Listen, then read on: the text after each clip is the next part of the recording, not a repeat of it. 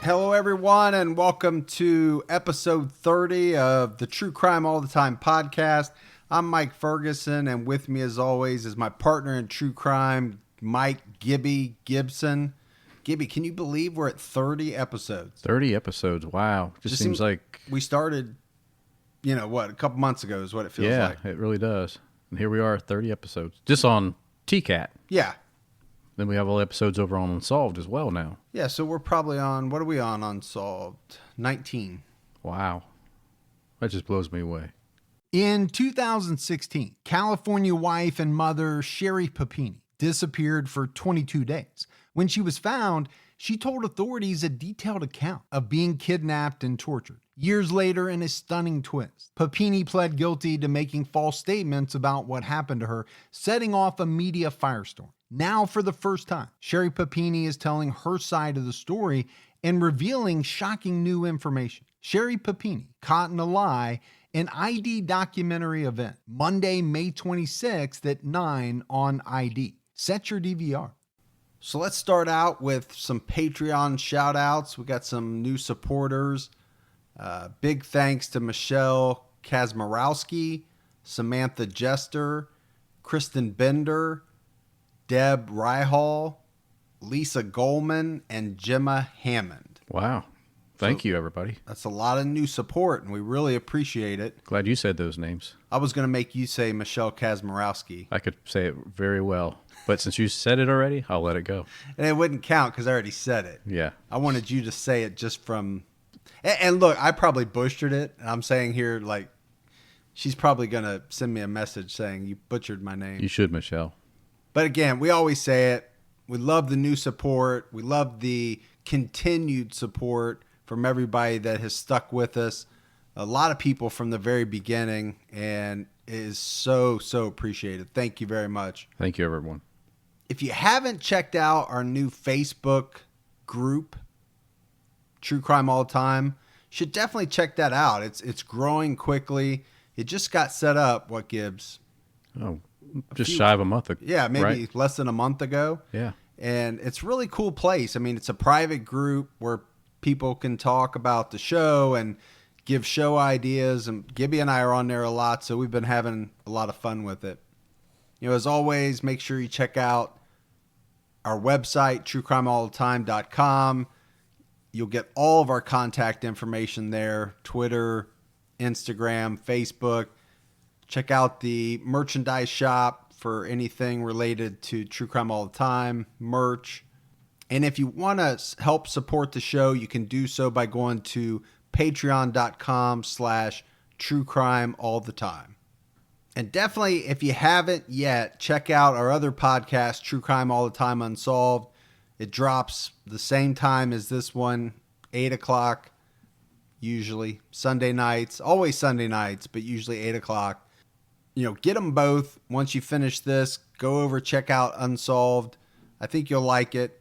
Pretty much the same format, just different cases. Yeah. All right, Gibbs. So let's get into the Killing Cousins. Killing Cousins. Wow. And I picked this one because I wanted you to say the word cousins a lot of times. Yeah. Well, your wish comes true. So the Killing Cousins, David Allen Gore and Fred Waterfield. And basically what they did was start hunting women in the early 80s. Now this is in Vero Beach, Florida. And they hunted women, abducted women for their violent sexual predilections. I got to throw a big word out. That was a big word. Yeah. And this is how they, and of course they were cousins, and this is how they earned their nickname, the Killing Cousins. But Gibbs, we got to talk about Florida for a minute, because I love Florida. Love to go down, have a little vacation in Florida. Oh, yeah. But it's a sunshine state, but they by far have their fair share of serial killers. Oh, we've covered a handful. There is no doubt about it. And not even just serial killers, just bizarre murders in general. So I don't know. Is it the heat? Is it me just making that up? I don't think it's me making that up. No, I think that's a real thing. I think it's something. If you looked at murders and serial killers by capita, I think Florida would have to be up there. They've got their share, man. Pretty transient place sometimes. Maybe that has something to do with it. You do have a lot of people traveling. Yeah. You got a lot of snowbirds and snowbirds coming in and things like that. Maybe it's just the heat, man. I don't know. Could be that too. Texas, Florida, the heat just gets to you. It does. That's Makes you want to do something bad. Yeah. Makes you want to grab my K-bar. So like we always do, we talk a little bit about the early life. Now it's a little different for us, right? Normally we're focusing on one person. We have done a couple of episodes that have had more than one person. So we'll talk about them individually a little bit, but they're pretty much joined at the hip from a certain point forward. So David Alan Gore, he was born in Florida, August 21st, 1953. And David's father was a fruit grove manager, and his mother was an assistant librarian at the Vero Beach Library. And David had one younger sister named Wendy. Now, Fred Waterfield, he was actually born in New Jersey in 52, so he's a year older than David Alan Gore, but he moved to Florida pretty early in his life because his dad got a job at NASA. That's pretty cool. Yeah. But it was said that his dad's job was so intense that he was basically never home. So because of that, Fred was really raised primarily by his cousin David's father, so his uncle, Fred's uncle. And Fred had two sisters. So David didn't display any of the classic early warning signs. Gibbs, you and I talk about this a lot. And we get a lot of questions about this on social media. Yeah, we just had one this past week on the group. We did. It was Facebook. about bedwetting. Bedwetting, yeah. Right? Why does bedwetting, what significance does that play? And, obviously we didn't come up with the McDonald triad, but it's there. And but David didn't have any of that. He didn't have any issues with animal abuse or torture. He didn't set fires as a kid, and he didn't have any excessive bedwetting. I couldn't find anything about any of that. So nothing like that at all. Nothing is part of the triad. But what he did have was some head trauma, we'll call it. And because he actually had an incident early in life. He was a toddler. He fell into an ant bed and was bitten quite severely, particularly around his head and face. And they did have to rush him to the doctors for treatment. And he developed a very high temperature, and it burned his brain. And he was never quite right in the head after that. It seemed that he did change a bit after that incident, so that probably he did have some neurological damage that affected his ability to make moral choices, to inhibit his behavior, to be aggressive. I would say it's likely that brain damage that he had was part of becoming a killer. And especially if you're in a team where the other guy wants to do it too, not only is your brain giving you permission, but you have a buddy who's also giving you permission.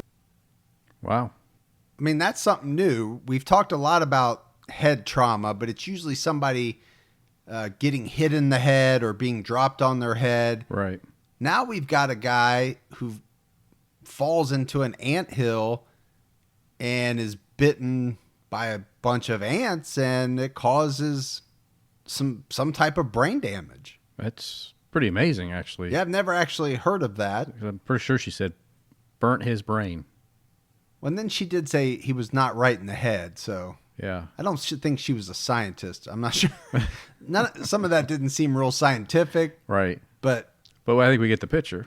That's no, for sure. it's part of what happened to him, and they think that this one incident led to some of that damage, and they think the damage led to some of the things that he would ultimately do, right? They talked about bad decision making, and then she kind of foreshadowed some of it there at the end by saying if you have a partner who has some of the same ideas, it's almost like that person is giving you the go-ahead. Oh, yeah. Yeah. And obviously that partner is Fred Waterfield, his cousin. Yeah. I'm sure people could have picked that up without me Telling them. telling them. Clarity's always good. Now, Fred was a little bit of a different story. He didn't have a lot of issues early on, but he did have some issues with animal abuse, because it was said that he had this thing where he would beat his dog with a lead pipe for no reason. I mean, the dog hadn't done anything. So he just, obviously he had animal abuse. He had a part of the triad. Well, that's pretty bad, though. Beating a dog. Well, with a lead pipe, Yeah. that's pretty bad. Yeah. And we see that a lot. Animal abuse early on, especially that kind of torturous, injurious type activities with animals, that is a precursor. And you just see that in so many childhoods of serial killers. Yeah. There's just no this doubt guy. about it. Yeah. Freddie, it seemed like, was always planning something. Freddie liked to go and chase vehicles and throw grapefruits at the window and then have the owners turn around and chase him down. What he called it was fun. In order for Freddie to be having fun, the feelings of the other person weren't necessary to be good ones.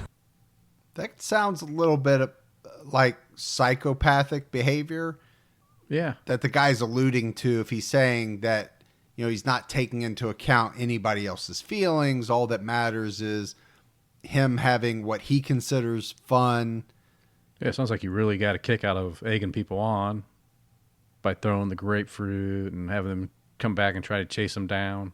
Yeah, it's almost like he wanted them to chase him. Yeah. They got a kick out of it. So in 1962, at the age of 10, Fred Waterfield commits his first sexual assault. Now, Gibbs, we've covered some people that had pretty early sexual experiences. Never goes well. It never goes well, and we're talking 10 years old. This is him. He's 10. The girl that he assaults is only 8 years old. And it happens to be a friend of Wendy, who is David's sister. So it's his cousin's friend. Like you said, Gibbs, when we've seen this in the past, it hasn't gone well, right? It hasn't been a good harbinger of what's to come in the future. Now, if we get into the school years, David and Fred couldn't have been much different than what they were. It was said that David was not very popular in school. And it even said that somehow he flunked gym class all 4 years of high school. Gibbs, how in the hell do you flunk gym? Not show up. I don't know. I don't know. Especially back then. All you got to do is put on your gym clothes and run around and act like you're doing something. Yeah. Maybe a little dodgeball. I mean, tetherball, whatever, man. I mean, how hard? Crab soccer, climb a rope. Yeah, do the rope thing, do the pegboard. I don't know. Yeah. Now, David would grow to be 6 foot tall and 275 pounds. So he was a big dude. I don't know how big he was in high school, but maybe he was a big kid in high school. Maybe that had something to do with him having a hard time with gym, but I would think it'd make it easier. it's pretty hard to flunk gym Yeah. 4 years in a row. Yeah. Maybe 1 year, but 3 years after that, come on. Yeah, that's something. I mean, you really got to almost try to flunk Yeah. gym on purpose. At least I got it the second time. You only flunked it once. That's once. Yeah. But Fred was completely different. Fred was said to have been good looking. He was very popular in school. He was actually the star of the high school football team. So you're talking about pretty polar opposites. And we're going to get into some of this and what this means and the dynamic between the two family members. Because really, I think what ends up happening is you have David, who's not very popular. He sees Fred, who is, and he wants to emulate him. He wants to be like him. The problem is Fred had a really bad temper, and it was said that he enjoyed very violent sex. Now, we already know at the age of 10, he committed a sexual assault. And I think we don't have real examples of it, but you have to believe, Gibbs, that it wasn't like at 10 he stopped and then it wasn't until much later. Yeah. I mean, you just have to assume it probably just escalated. I think so. We just don't have the examples. Right.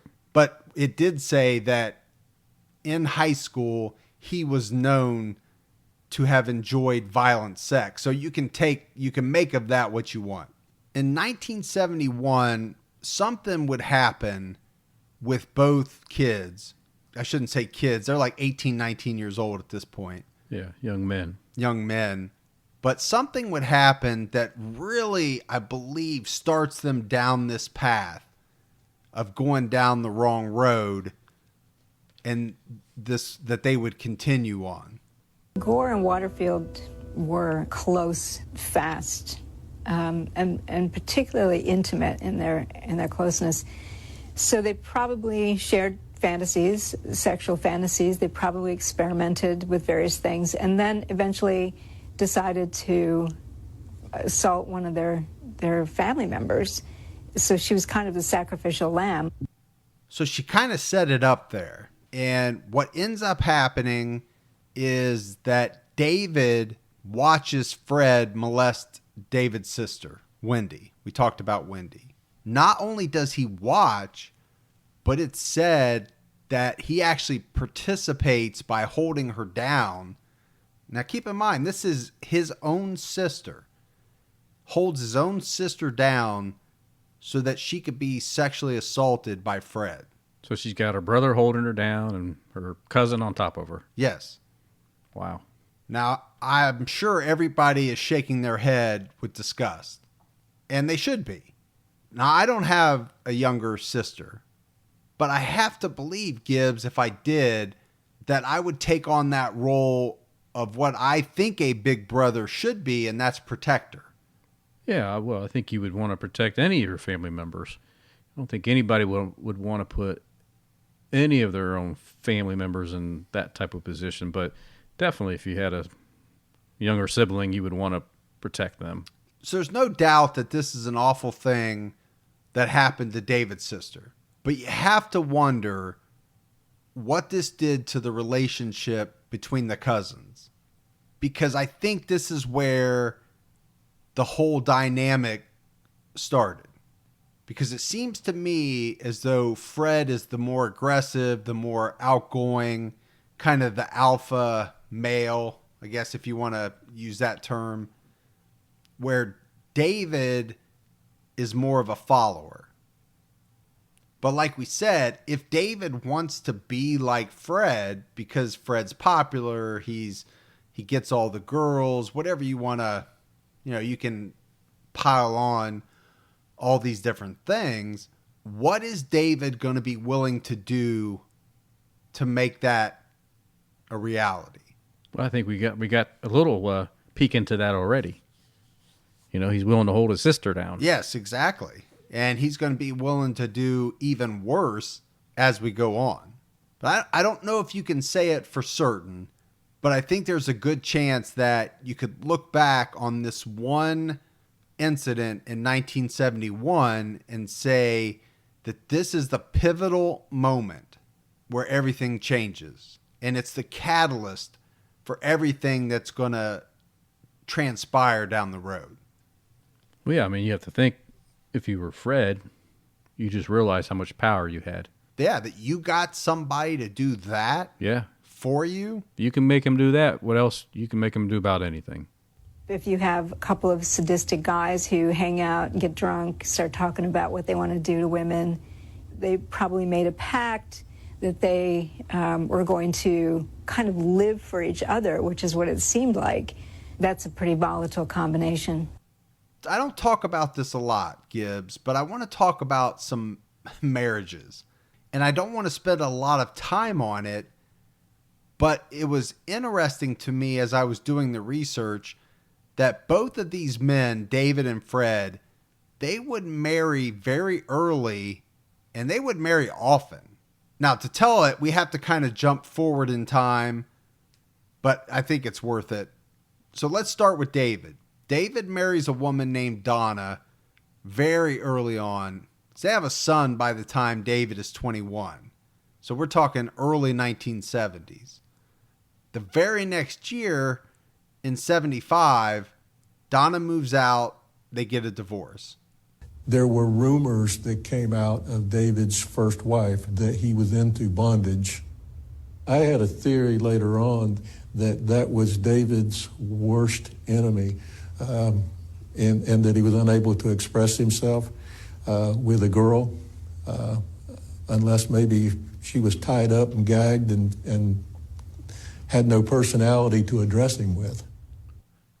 So you hear that clip, and you, as we go through these marriages and divorces, this might be one of the reasons why. Yeah, huge reason.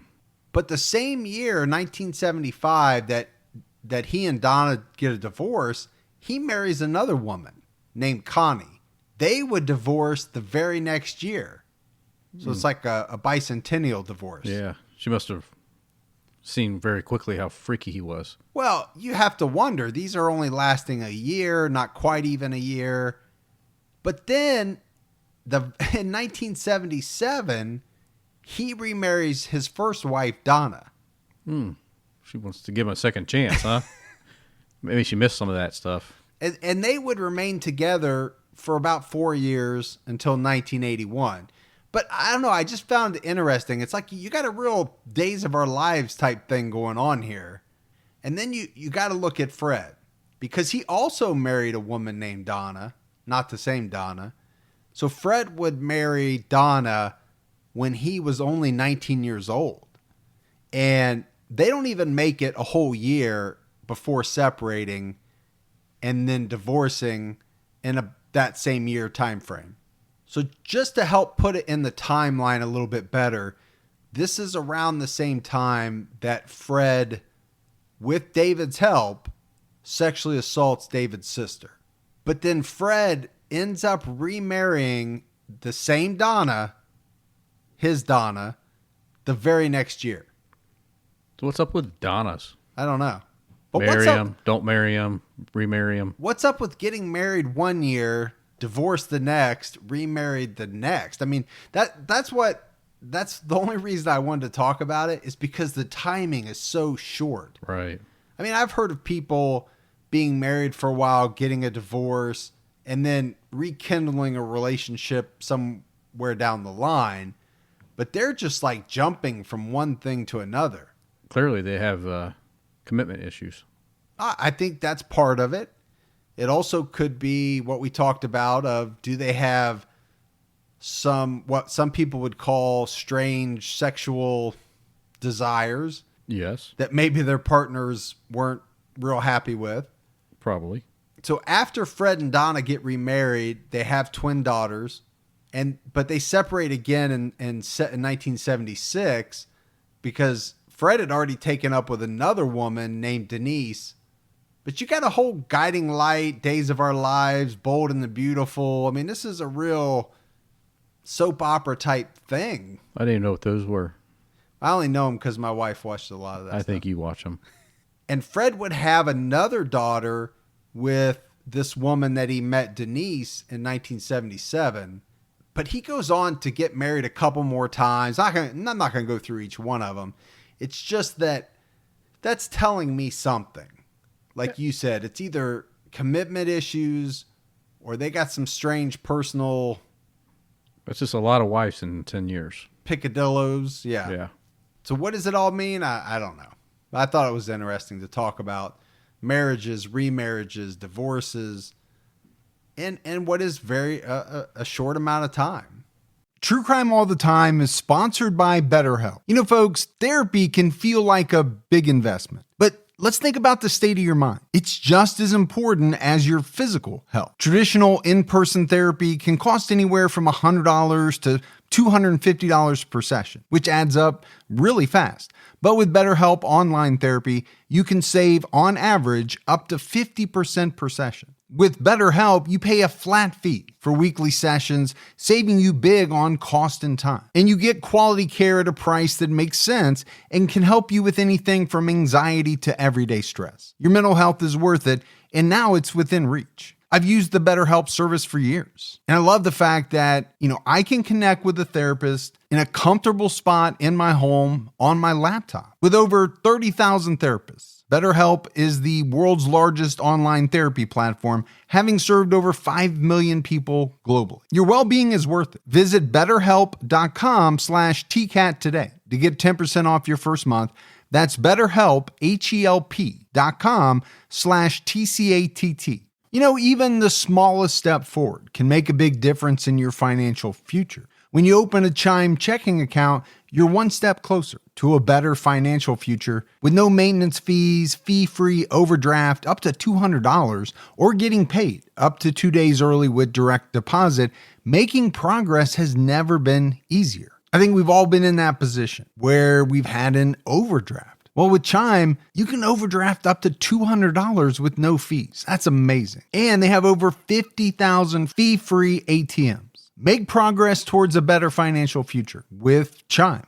Open your account in 2 minutes at chime.com/TCAT. That's chime.com/TCATT. Chime feels like progress. Banking services and debit card provided by the Bancorp Bank N.A. or Stride Bank N.A., members FDIC. Spot me eligibility requirements and overdraft limits apply. Fees apply at out-of-network ATMs. MyPay eligibility requirements apply. Credit limits range from $20 to $500. $2 fee applies to get funds instantly. Crime checking account required. Go to chime.com/disclosures for details. So we know David and Fred had a few things in common. So let's talk about that. They jumped around a lot from relationship to relationship, marriage to marriage. We just talked about that. One of the things we haven't talked about yet is that both Fred and David abused alcohol and drugs. And that also could have led to some of the jumping in and out of relationships. Yeah, that could have been a part of it. But the most important thing we shared, and we've kind of touched on it a little bit, is this relationship around their sexual fantasies or urges.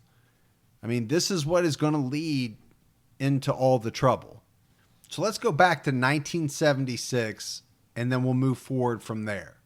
It's at this time that David and Fred appear to make the decision that they're going to team up and begin fulfilling some of their sexual fantasies. So wonder how that conversation went. I don't know. I've never had that conversation. Hey, David, I think we need to work together and team up, and let's go rape. And I don't know. Yeah. But I think, one of the women touched on it in one of the clips, and she actually used the word intimate, right? They had an intimate relationship, and you would have to have a certain type of relationship to even be able to bring something like that up. Yeah. So, and know that the other person's going to be, if not receptive, not turn around and run and tell everybody you know. Yeah, so I wonder how intimate of a relationship they had. Well, I don't know if it was I don't think it's the intimate that you're talking about. Yeah. So we're not talking, this is still the killing cousins, not the kissing cousins. Yeah, definitely. I think just intimate in that they could tell each other right anything. And you'd have to be able to, like you said, how do you even bring that subject up? I guess you'd have to after you help somebody sexually assault your own sister. That Well, you probably have a new bond that most people wouldn't have. I think you're absolutely right, because from that point forward, they shared a secret. And with that secret probably comes a bond. Now it's not a good bond. It's a strange kind of bond, but it is a bond, and it could be very strong. So as they're making this decision, it's basically that they're going to stalk women, abduct women, that they're going to take what they want in order to fulfill these sexual fantasies.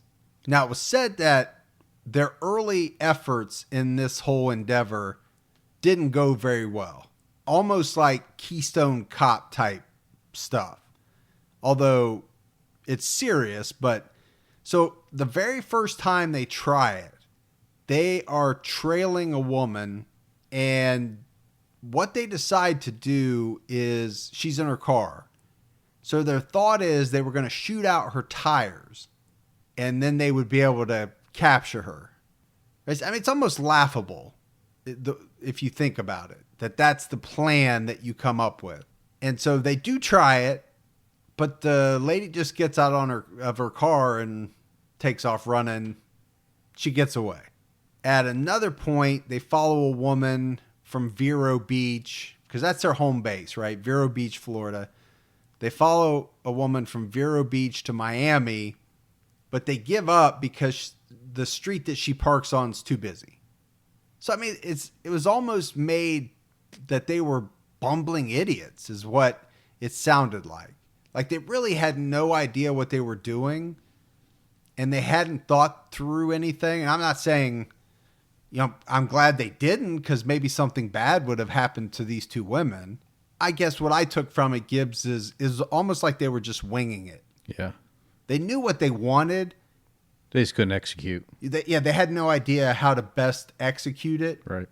They don't seem like the smartest group, the smartest two, and they're no NASA, like their, was it Fred's dad? Fred's dad. Although I thought I saw one of them had an IQ of like 125. So the bad thing though, Gibbs, is that they would start to put it together. And that's not going to be a good thing, right? We talked about them being bumbling idiots and not knowing how to execute this plan. The problem is they start figuring out how to execute. Now we're still in 1976, right? They're still trial and error trying to get this thing right. And they actually do sexually assault a woman about 8 miles from Vero Beach. And this woman's name is Alicia. We're not using last names here. But after the attack, Alicia goes to the police to report the crime. But it was said that she later dropped the charges because she didn't want to have to stand up in court and face her attackers. Now, you and I have talked about this before, Gibbs, and you have to be careful because this is where you can get into some victim blaming. And you and I definitely don't want to do that. Mm-mm. But could you say that if she had been willing to follow through with this, maybe the course of things would have changed? I think you could probably say that. There's no way to know. But I think you can say it's a possibility.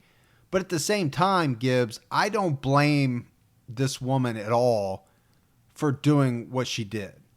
No, and I don't either, because she didn't know how the conviction was going to go. She didn't know how they were going to look at it. Sexual assault today is much different than it would have been back in the 70s, for sure. I think sexual assault on a woman back then was, sorry it happened, but that was about the extent of it. Well, we know 1976 was a much different place. Absolutely. In a lot of respects. But definitely 1976 was a different place for women. A different place in time, maybe is a better way to say that. I like the way you're thinking this one through, because this woman had no idea, no guarantee that if she stood up in court, these people would be put away.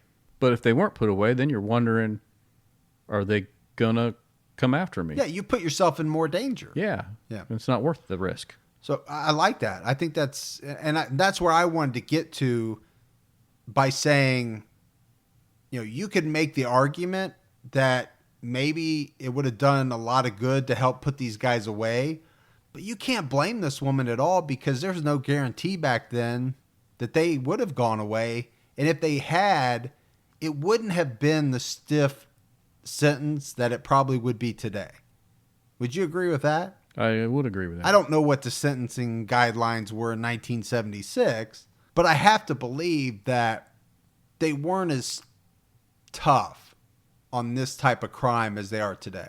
Yeah, no doubt about it. I think they were more lenient back then. It wasn't a good thing. No. So Gibbs, in 1980, David Gore is actually sworn in as an auxiliary deputy sheriff. Now that's scary, but this is an important point in time for the Cousins because David would actually use this position as they went forward to help him secure victims for the two of them. Yeah, this can't be good. No, that's scary when somebody that is already going down such a bad path now has a badge. And a license to carry a gun. I assume he did. Oh, I think so. So early 1981, Gore is working with his father in the citrus grove during the day. But at night, he's out patrolling the streets in his role as the auxiliary sheriff deputy. And this combination is going to come up as we move forward. Citrus Grove and the badge that he's wearing as this auxiliary sheriff's deputy. Now, around this same time, Waterfield had actually moved north to Orlando. And he's managing an automotive shop, but he comes back to Vero Beach a lot. So even though they're not both living in Vero Beach, like I said, Waterfield's coming home to Vero Beach a lot. And it's at this point, 1981, that they come up with their plan, or arrangement is probably a better word. And what they come up with is that Gore, David Allen Gore, is going to be the one to find, stalk, and grab a victim. So that's his role for the two of them. Because, again, we talked about it. Waterfield is more of the alpha. And I think Gore either looks up to him, or he did when he was a kid, I think for sure. But the relationship seems to still be that way as they got older. But one thing they recognized, and we hinted on it already, is the situation that Gore had with this job. He was carrying around a badge at night, and he was working in a deserted orchard during the day. And this is going to be a real deadly combination, Gibbs. But they even go a little bit farther in this arrangement, because Fred offers to pay his cousin David $1,000 for every pretty girl he can find. I mean, this is a real arrangement that they've come up with. $1,000 though. In 1981. Yeah. How's Fred come up with $1,000? I don't know. That's a lot of money in 1981. What's he doing? Well, he said he was managing an automotive shop. It must be good business. $1,000 back in 81, $1,000. But Gore goes along with it. Because again, it's not like he came to him out of the blue, right? Gore already has the same type of fantasies that Fred has. So on February 19th, 1981, so you can tell they don't wait long to put this plan into action. Gore had been stalking a 17-year-old girl named Ying Ling. And it was this day that he chose. And what he did was he waited for her to get off the school bus. And he tricked her into his car by using his badge, right? We knew that was going to come into play. He gets her into the car. He drives to her house, which Probably wasn't very far because she was getting off the school bus. And then the mother is home. She answers the door and he arrests the mother, right? A fake arrest. I mean, obviously fake. Fake, yeah. But real enough that it had real handcuffs. So he's got the mother is handcuffed and he binds the daughter, the 17-year-old daughter. And the next thing he does immediately is he calls Fred Waterfield, who's in Orlando, and he says what he's done, and he tells Fred to come down. Now, while he's waiting for Fred, he drives the mother and daughter out to the orchard. We knew all of this was going to come into play. We just didn't know how. The badge is important because he's using that to trick people. The orchard is important because he's very familiar with it. There's nobody out there. It's a huge area. So while he's waiting for Fred to make the drive to Vero Beach, he sexually assaults both of these victims, the mother and the daughter. But when Fred gets there, apparently he's very, very picky. He has a certain type that he's interested in. And he tells David that the mom is too old. He doesn't want anything to do with her. And so he ends up tying her up. And what happened was he tied her so tight that she actually choked to death while she was struggling against these ropes to breathe. How bizarre is that, you know? Yeah, I don't know. I don't know if she panicked. She ended up being asphyxiated by the way that he tied her up. What happened next is that Fred Waterfield raped and murdered the 17-year-old Ying Ling, and then he gave David Gore $400 and left the orchard. So we haven't talked about this yet, but part of what David's job is as well is he's supposed to dispose of the bodies, right? So Fred's paying the money. He basically just comes in, does what he wants to do, and leaves. David's in charge of selection and also of getting rid of the evidence and the bodies and all of that. So he's making $1,000 per victim. Fred wasn't happy for some reason. He only gave him $400. Okay. And it's going to come out a little bit later, but I said Fred had a type, and he liked blondes. And he liked young blondes. That's what he liked. So I don't know if that was the reason why he only paid David $400. But now David's got 2 dead bodies he has to dispose of. Yeah. Orange juice don't sound so good now, does it? No, it does not. So David's next action does not come until June 14th of 81. So he waits about 4 months, and he attempts to abduct a woman named Dana, but he's unsuccessful. Now, Gibbs, you and I talk about this a lot, and that is the subject of these people that narrowly escape some of these vicious serial killers that we talk about.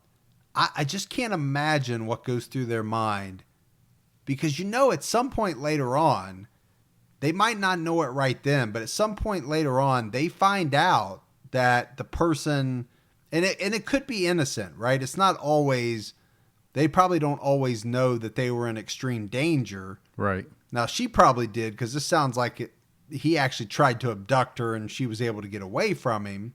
But she had to have found out later, I bet, that it ends up being a serial killer that was trying to abduct her. Yeah, I mean, to know that you were a target at one point and you narrowly missed that. Oh, man. Can you imagine? I can't even imagine what that feeling would be like.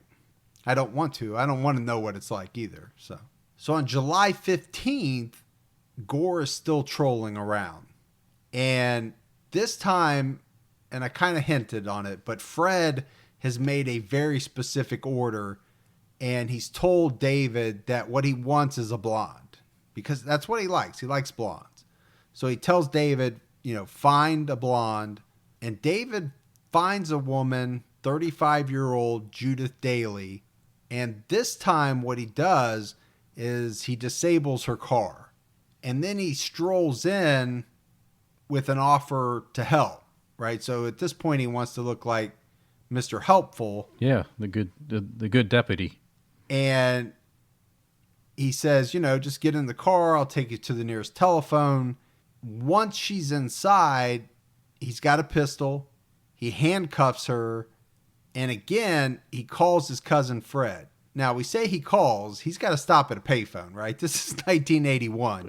Yeah, no. You ain't calling nobody from your car, Jack. Not yet. But he stops and he calls Fred. And it was said, Gibbs, that Fred was so happy with what David had done that this time he wrote him a check for $1,500. Little bonus money. So both men would sexually assault Judith Daly, and when they were done, they murdered her. And it wouldn't come out until later, but Gore would admit that he actually fed her to the alligators, threw her in a swamp west of I-95, and knows for a fact that she saw her being taken by alligators. Well, as disturbing as that is, if you're going to do this kind of stuff, that's one way to make sure there's no evidence left behind, or a limited amount. I don't know what the alligator eats, everything or not, but I think more than not. Yeah. You gotta stop telling people how to. No, I'm just kidding. But it's just a week after this that a local man reports to the sheriff that one of their deputies had stopped his teenage daughter on the highway and had attempted to hold her for questioning. And obviously this was David Gore, and he was stripped of his badge. He was actually arrested a few days after that. Officers found him crouched in the back seat of a woman's car in Vero Beach, and it was said that he was found with handcuffs and a police radio scanner. They found him shirtless. He had a cocktail in one hand and a gun in the other. That's a interesting mix. And just sitting in the back of this lady's car. Yeah, just hanging out, waiting for the right time, huh? My wife and I do a lot of shopping online, and we always use Rakuten. Rakuten is the smartest way to save money when you shop because you earn cash back at over 3,500 stores. We're talking fashion, beauty, electronics, home essentials, travel, dining, concert tickets, and more. Your favorite stores like Macy's, Nike, Sephora, Dyson, and Lowe's. And that's just to name a few. Pay Rakuten to send them shoppers. And Rakuten then passes on a part of that payment to its members as cashback. Cashback is deposited directly into your PayPal account, or Rakuten can send you a check. You can even maximize your savings by stacking cash back on top of other deals, like store sales and coupons. You're already shopping at your favorite stores. Why not save while you're doing it? It really is a no-brainer. Membership is free, and it's easy to sign up. Get the Rakuten app now and join the 17 million members who are already saving. Cashback rates change daily. See Rakuten.com for details. That's Rakuten. Your cash back really adds up. Hey folks, see if you've ever had this problem. You're trying to eat a little healthier, but you're in the grocery store aisle, you're looking at packaging, nutrition labels, and they're so confusing, you don't know what's good for you and what's not.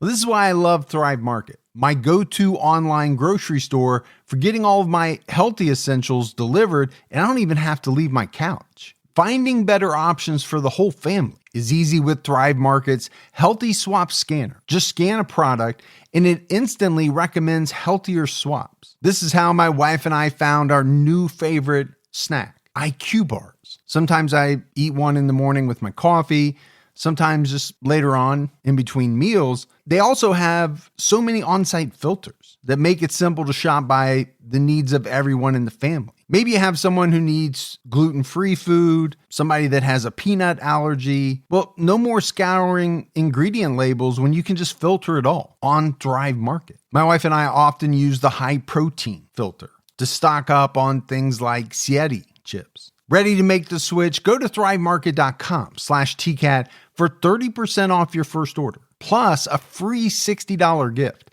That's THRIVE market.com/TCAT. TCATT, thrivemarket.com/TCAT. So he actually got charged and convicted for armed trespassing, and he actually got a 5-year sentence. We're on number 30, episode 30. We talk about this all the time. So he got 5 years for this. We've seen a lot of these serial killers do a lot worse. You get less. And get probation. Yeah. Or get a slap on the hand. Because he got 5 years. He actually did like 2.5. So he did some time. I'm surprised. I am too, because normally we're talking about how did this person just get let out or, not do any time for something that seems pretty serious. But I think the one thing we have to talk about is him losing his badge. Because that was what they had built everything around. It made his job a whole lot easier. But without that, they had to change up the way that they did things. And I think it's pretty significant. Because my thought is, Gibbs, if he does not get arrested, if he does not get kicked off of the force or whatever, if he doesn't lose his badge, they don't have to change up anything. And my thought is that they probably would have been able to get away with more murders than what they end up getting away with, or what they are able to commit. Yeah, let's say that. Yeah, I mean, for sure, it's definitely going to be more difficult to, grab up your next victim. So like I said, he does about 2.5 years, and he's paroled in March of 1983. And after that, I think he spends, I think it said 137 days in a halfway house. But really, just a short time after Gore is released from prison, Fred moves back to Vero Beach. And they pretty much start things right back up again. They don't waste any time. Because it's just May 20th, so he's been out, maybe 2 months at the most, that they tried to abduct a woman in Orlando at gunpoint, but she somehow slips away. I don't know how you do that, but she got away from him. But their urge is really strong. So the very next day, they're right back at it again. And they actually pick up 2 14-year-old hitchhikers, Angelica Lavallee and Barbara Byer. And they end up raping both of these girls. And then David Gore shoots both of them, kills them. He takes Barbara Byer's body, dismembers it, and buries it in a shallow grave. And he takes Angelica's body and dumps that in a nearby canal. So probably, there's probably alligators in that as well. There's alligators everywhere in Florida, seems like. So I wonder why he didn't just dump the bodies in the same spot. I mean, why go through all the extra effort to dismember somebody and bury them versus just, if there's alligators nearby, just toss them both in the canal? Well, it does seem very strange. Yeah. Because I have to imagine, Gibbs, it's not easy to dismember a body. Yeah, I can't imagine it being, In comparison to dumping a body in a canal, that's much easier, I would think. Well, especially if you're worried about being caught. I mean, you're not going to sit there and take the time to take a body apart like you would if you butchered an animal. I mean, you just don't. How do you have the time for that? Well, not only the time, but there's tools. There's mess. There's a lot of things to think about. You risk, exposing yourself to more, DNA transfers and things like that. I think it's a good point. I don't know the answer. It does seem strange to me that if you have 2 bodies at the same time, why do that to one and then the other one you just throw in the canal? Is there? I don't know. I don't know the answer to that question, but it's an interesting one. Now we have to jump ahead a couple of months. And this is July 26th of 1983. 2 girls, Lynn Elliott and Reagan Martin, they're hitchhiking when they're picked up by David Gore and Fred Waterfield. Now, the one thing we know at this point, Gibbs, is what? Don't hitchhike. Well, don't hitchhike, but if you do hitchhike, these are the last 2 people on Earth that you want to pick you up. Yeah, absolutely. Lynn Elliott was 17 years old, and Reagan Martin was only 14. And it's not long after they get in that Gore pulls a gun on them, and then he drives them back to his parents' house, of all places, which I thought was unbelievably strange. It is strange. But it seems like with all these killers, they get relaxed, right? They start feeling overly confident about what they're doing. So, Well, it's probably a good thing, because if not, a lot of these people would not be caught as quickly as they are. right. So what you're saying makes a lot of sense, and it's actually probably a good thing that they do relax and get careless. But I still can't get over the fact that he thought it was a good idea to take these girls to his parents' house. I'm guessing they weren't home, right? Well, no, they're not home, but still. It's ballsy. Ballsy, yeah. Now, Waterfield, like I said, he's with Gore, but he leaves very early on in this process because there was a story that as they were driving to Gore's parents' house, Fred had actually seen his sister, and his sister had seen him, and he was freaked out by that.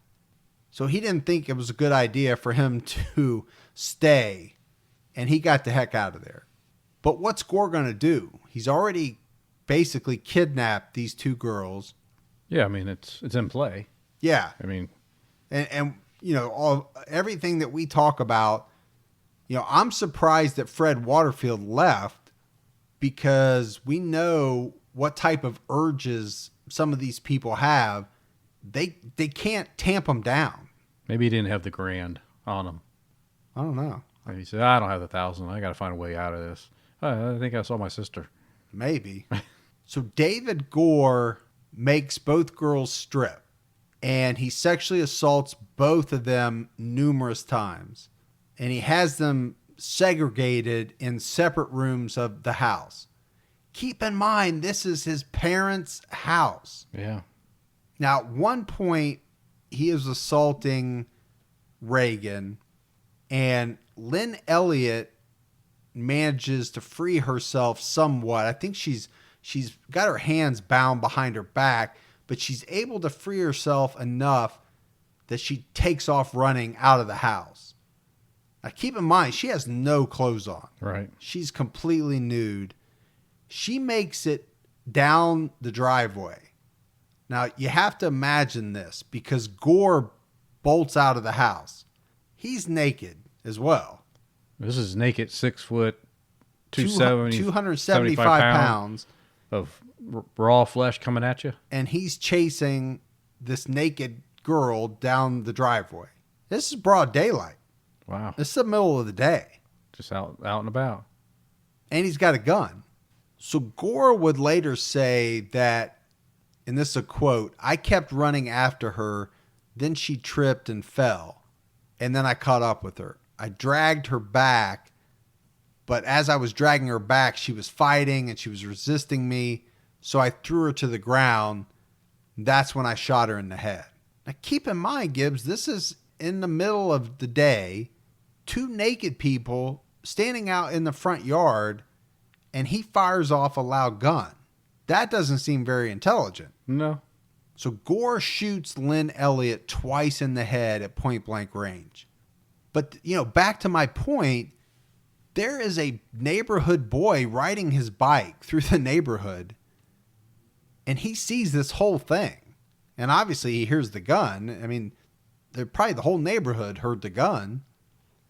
Yeah, so you can imagine your boy coming back and explaining this to you? Yeah, I'm mean, assuming that wow. he probably did go back home, because somebody, whether it was him or somebody else, somebody called the police. You're not going to fire a gun in a crowded subdivision or neighborhood, Right. and somebody's not going to call the cops, Right. especially when a boy sees a naked man. Standing over a naked woman? So definitely the police are called. And they get this emergency report of a nude man firing shots at a naked girl on a residential street. But you have to go back to the mindset of, in what world would somebody think that that's going to be okay, or that they're going to be able to get away with doing something like that? So that, to me, just doesn't compute. So the cops, I mean, they're there, pretty quickly. Keep in mind, I'll say it again, this is his parents' house. Yeah. Parents' house.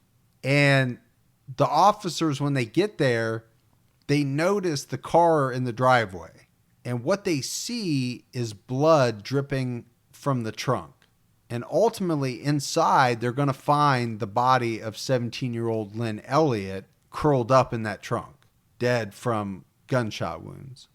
So there's a standoff with David Gore. And it lasts about 90 minutes. Not really much happens. He just won't come out of the house. But eventually, he surrenders. And he tells officers to go up in the attic because that's where they're going to find 14-year-old Reagan. And they do find her up there. She's alive. Thank goodness. I know. It's nice to have Yeah. some good parts of a story, right? Yeah. Yeah. She was handcuffed to the rafters, but she was alive. So the police have Gore, and he rolls on Waterfield very quickly. I mean, he rolls so fast that they're able to arrest Fred Waterfield that very same day. We had obtained a warrant to take into possession his vehicle, and the forensic search of the vehicle revealed that there was some hair and fibers that were able to link to the Ling case. So that was one of the detectives talking about some of the evidence that they're able to gather as they're going through putting their case together. They had a mound of it, right? I mean, this was I think a pretty easy case to put together for them. They did discover the body of Barbara Byers in December of 1983. And then in January of 84, a woman named Diane calls the police.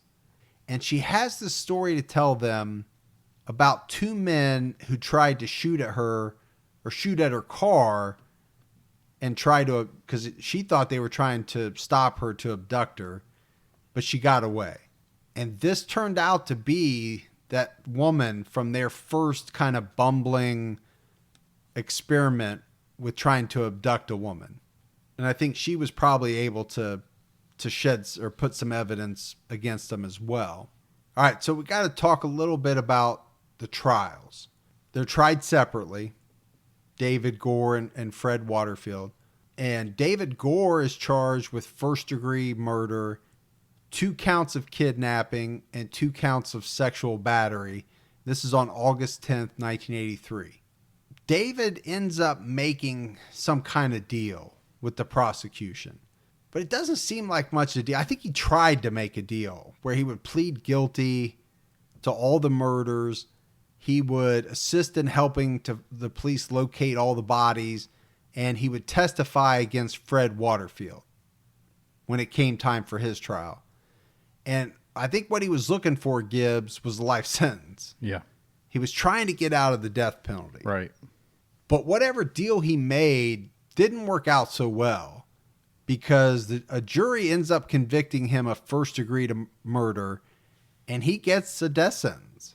And should. Now, he would go on to battle the system for many years, and you see that a lot, right? A death penalty case can linger on for Ever. a long time, Indefinite. 20, 30 years sometimes. Even longer than that. The Supreme Court would uphold his conviction and death penalty in 85. In 88, the governor of Florida would actually sign his death warrant. In 2007, the Florida Supreme Court would uphold his death sentence once again. So you can see, I mean, just that amount, that's 22 years right there worth of, and I'm sure there was a lot more wrangling. Oh, yeah. And appeals and going back and forth and Tons of money. yeah, it really is. Now, on the flip side of that, because sometimes you'll hear the argument about, why does it take so long? If somebody's found guilty, why don't we go back to the old way, the old days, and just, Take him out back. put them to death immediately? Right. But nowadays, you're starting to see a lot of exonerations, especially with the proliferation of DNA. Right. And that's pretty scary to think that there probably have been people, now not these guys, but there probably have been people with much weaker cases that have been put to death. Oh, I believe that. Sure. That either, I'm sure there have been some that have already been exonerated after their death. But even with all that, Gibbs, it still kind of irks me sometimes that it does take so long. And I know it's very, very tough on the families. Well, especially when it is just black and white, when you know for sure, when there's no question about it, right? And there was no question here. I mean, number one, he pled guilty, and the evidence was overwhelming. But anyway, the system is what the system is. Now, Fred Waterfield, he would end up having multiple trials. He was convicted of manslaughter in the death of Lynn Elliott. Now, if you remember, that's the very last murder, and Fred left the house before she was killed. So obviously he didn't kill her, but he was aware of what was going on. He was involved and participated in the abduction.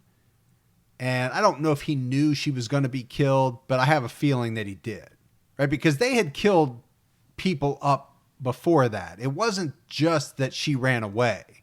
That's why he shot her in the front yard.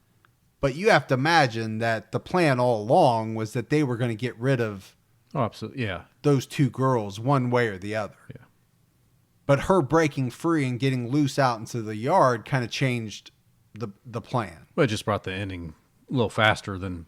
Well, and it brought it out in the middle of a flipping... neighborhood. Florida residential neighborhood. Yeah. Now, one of his trials in 1985... David Gore takes the stand and testifies against Fred. Now, you know that's not going to be good for Fred. Mm-mm. And he's convicted in that one of the murders of Barbara Byer and Angelica Lavallee. But he receives 2 life sentences for that. So Gore gets the death sentence. Fred Waterfield gets 2 life sentences. Now, why is that? Well, because Waterfield didn't kill Lynn Elliott, I guess. Well, he's convicted of killing Barbara and Angelica. Yes. So, Gibbs, I want to talk a little bit about David Gore in prison, because he started corresponding with some people and writing letters. And there was one man in particular that he wrote about 200 pages to, and this man had actually contacted Gore because it was said that he had suffered a severe head injury as a teenager, and he wanted to better understand serial killers and other people that had suffered either similar brain trauma or, I guess in the case of Gore, this what they called neurological damage. So as they're exchanging these letters, at one point, Gore is describing step by step how he committed some of his crimes. And I mean, he's talking about himself and Waterfield and, you know, how they abducted 2 14-year-olds and sexually assaulted them. And just going through like very vivid details of all these crimes. You know, he says, I drugged both bodies into the woods and I disposed of them. He says it was a perfect experience. That's what he wrote to this guy. Wow. In one of the letters, Gore described his uncontrollable desire to kill. And he said this one thing, Gibb, and I want to talk about this with you. He said, it's sort of similar and along the lines of being horny. You start getting horny and it just keeps building until you have to get some relief. This is what Gore wrote. And he says that is the same with the urge to kill. It usually starts out slow and builds, and you will take whatever chances necessary to satisfy it. And believe me, you constantly think about getting caught, but the rush is worth the risk. So it's like any other addiction in the way he's describing it. And you and I have talked about this a lot. Yeah. Right? Why do people, you know, why do they have to do this? The way he describes it, he's making it sound like it's some type of addiction. Well, he said it's an uncontrollable urge. Yeah. And I guess I shouldn't say why do they have to do this. You and I talk about how they can sometimes control it for certain periods of time. Right. But then it must build to a certain point where they have to, they just can't hold it back any longer. And I think he describes it pretty well. Yeah, he This does. is kind of how I've always thought about how some of these serial killers operate. Now, what happened, though, is that these letters got out, the contents got out to the media and a bunch of people, and they started flooding the governor's office with letters and phone calls and saying, this guy is out there just, again, telling all the details of his crimes. And I think it actually sped up his date with his execution. Which is fine. Yeah, if he wants to help speed it up, that's totally fine. That's fine. Stepping back for a minute with the, being like an addiction and everything, it's still not an excuse. Oh, hell no. I know, some people might think that's, using an excuse. There's no excuse for what happened. Yeah, definitely not. But I like the analogy. Yeah. Or I like the insight into... I like that insight on how he was feeling or the rush that he had. Still no excuse, that he felt like it was an addiction. But yeah, I like that insight of how it made him feel. Right, because you and I, it's something that we've talked about. Of course, we don't know, but we talk about it a lot, saying this is what, it must be something like that. Yeah. And he's kind of confirming that. And I kind of remember, and you have to help me out here, Tommy Lynn Sells, was he the one that he described it to his addiction, the way he felt when he took certain drugs? Yes. Yeah. Yep. It was. So again, like you said, he was one that kind of compared it to an addiction as well. Tommy Lynn Sells, the feeling. Now, I don't know if his was as much an uncontrollable urge, was that he needed that rush, that feeling that he got, and it was similar to a high, I think, if I remember correctly. Yeah. Because he was always continually chasing that high after that. Yes. All right, so we got to fast forward Thursday, April 12th, 2012. And this is the date that David Gore was executed. His last meal, Gibbs. We always like to talk about the last meal when we have that information. I was a little let down by this one, though. Fried chicken, French fries, butter pecan, ice cream. Or butter pecan. Or butter pecan, yeah. You can say it either way. That's not the same as That's what I say, cousins. pitcher or cousins or Illinois. I don't know. If I was having fried chicken, I'd probably try to go ahead and choke on the bone. I don't know. I think that'd be a worse way to go. You think? I don't know. But it's strange. And I know they've cut back. I don't remember when it was, but in recent years, at some point in time, they cut back. Because if you remember, it used to be that people could have whatever they wanted. And you would see people, they'd have like 5 or 6 complete meals. Now, it was usually made at the prison, so... Right. How good was it? How good was it? But still, I mean, they would have steak and ribs and... But I know at a certain point, and maybe it differs state by state, states started cutting back on that, saying... And they should. That's BS, You get like X amount. Yeah. Pick what you want. You didn't offer the person or people that you killed a last meal.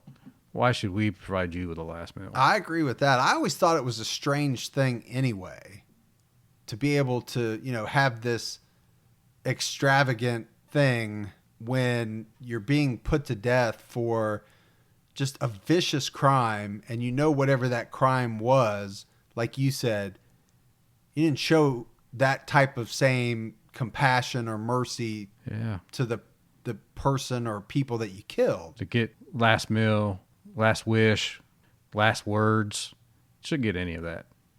I'm with you. He did get some last words. Of course. But his last words were actually an apology to Lynn Elliott's family. And that's the only time they're worth it then. Right. But not everybody does that. That same day, his last appeal to the U.S. Supreme Court, that was rejected. And at this point, Gore was 58 years old. He was strapped to the gurney, and he was pronounced dead at 6:19 p.m. So if you look at the timeline, Gibbs, I mean, it took almost 30 years from his conviction, and I think that's pretty normal. It's pretty expensive, too.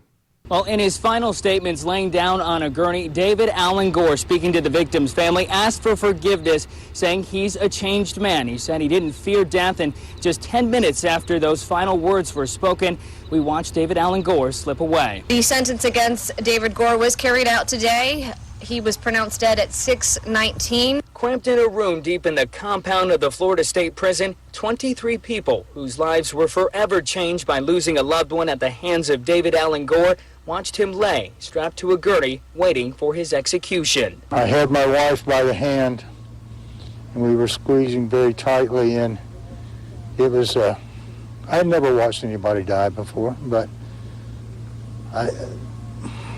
it wasn't fun. It was the murder of Carl Elliott's daughter, Lynn, that put Gore on death row. When the curtain in the execution chamber went up, he never took his eyes off his daughter's killer. Gore, looking mostly at the ceiling, made a final statement. I want to say to the Elliott family, I'm sorry for the death of your daughter. I'm not the man I was back then. I'm a Christian. I hope you can all find peace today. I hope they can find it in their hearts to forgive me. I don't fear death. Thank you. So Gibbs, David Alan Gore is dead. Fred Waterfield serving life in prison. He's going to die in prison. Absolutely. And he should. I agree. For what they did. So, I mean, I think these were two vicious killers that kind of went under the radar. I mean, this is not I don't think, a very well-known case. And No. it's one of the reasons why I wanted to cover it. It kind of piqued my interest as I was researching it. There's not a ton out there on it. It's hard to put a lot of it together. It is. And for me, the weird thing was, getting into it, researching it, early on, you kind of think that Fred is the more dangerous one. But really, I don't know. I kind of got a feeling that, David was the more messed up one out of the two, I think he was, but there's also, if you think about Fred, it's dangerous when somebody is able to manipulate other people. Oh, that's true. Into doing what they want. Yeah. So that's pretty dangerous. But I think I understand where you're getting at. David is the one that did most of the dirty work. Yes. Right? He did the stalking. He did. He did most of the abducting. He did most of the body disposal. Yeah, the cleanup. And I think that's why he got the death penalty, when Fred Waterfield participated in a lot of it, especially the sexual assaults. Yeah, I guess I just think that if they had to go their separate ways, I don't know if Fred would have continued, because I think he needed somebody to get the bodies to help out with everything, where I think that David could have, David didn't really need anybody to do what he did. You could be right about that. So you could be right about that. And you could also make the argument that maybe if they don't come together as a pair, is it possible that neither one separately would have done what they did? Yeah, maybe initially. I don't think know. something had to, catapult David into that arena. Right. It's almost like, did they feed off of each other? And I think that, go back to one of the first clips where the lady talks about, that relationship and having somebody else that shares your same interest. Yeah, intimate. It almost gives you the go ahead. Yeah. Like it's okay because this person is into the same thing. They're approving what I'm doing. So the thoughts I'm having in my head, it must be okay to move forward with those. Yeah. Especially when coming from your cousin. Your cousin. All right, that's it. That wraps it up on the case of the killing cousins. What's the case called, Gibbs? Killing cousins. So for Mike and Gibbs, stay safe and keep your own time ticking.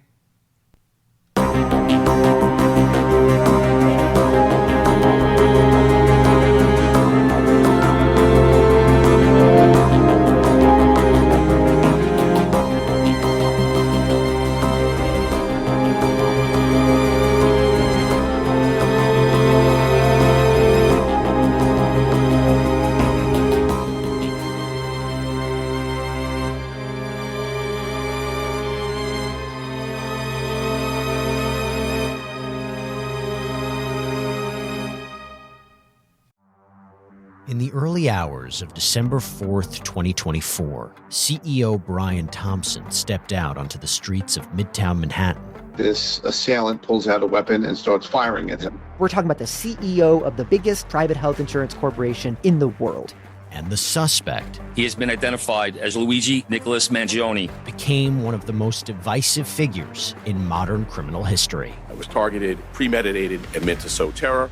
I'm Jesse Weber, host of Luigi, produced by Law and Crime and Twist. This is more than a true crime investigation. We explore a uniquely American moment that could change the country forever. He's awoken the people to a true issue. Finally, maybe this would lead rich and powerful people to acknowledge the barbaric nature of our healthcare system. Listen to Law and Crime's Luigi exclusively on Wondery Plus. You can join Wondery Plus in the Wondery app, Spotify, or Apple Podcasts.